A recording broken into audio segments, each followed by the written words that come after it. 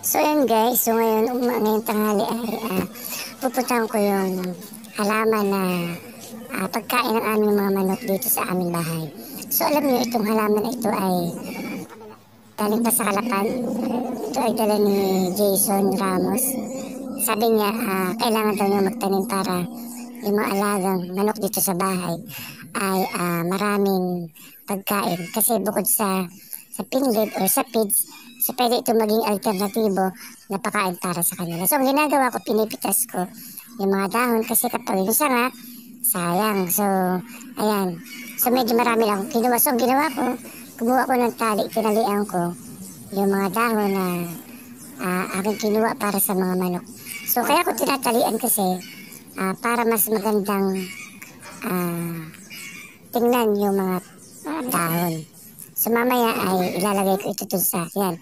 So ginagawa ko ngayon, tinatalian ko, sinisecure ko yung tali para hindi maglagas-lagas or matanggal yung mga dahon. So kung mapapansin nyo, yung mga manok, nakaabang na sila dyan kasi nga alam nila yung mangyayari na sila ay makakain ng dahon. So yung dahon na yun ay masustansya, organiko. So siyempre para makatipid ka, kailangan mo gumawa ng paraan para makakain yung mga manok. So kung mapapansin nyo, sila ay mga itim. Kung hindi ko nagkakamali, itong chicken na ito is Rhode Island, galing pa sa Batangas. So ginagawa ko, tinatalian ko para mamaya nakabitin yung mga dahon. So ayan. So ngayon tumutuka na sila. At yung mga manok na yan is nangingitlog. So siyempre makakatipid kapag ginamit mo yung mga ganyang paraan.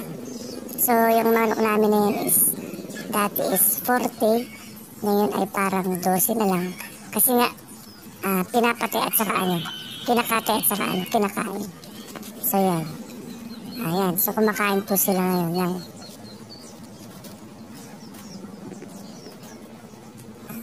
dahon. Ayan.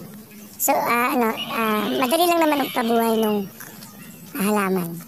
Kasi lalo ngayon tag-ulan, madaling magtanim, madaling mabuhay.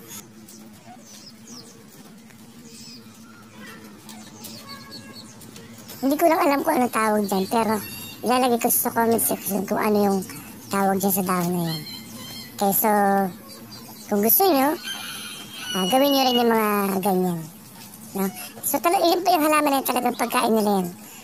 Design talaga yan para pagkain ng mga chicken, ng mga poultry animals.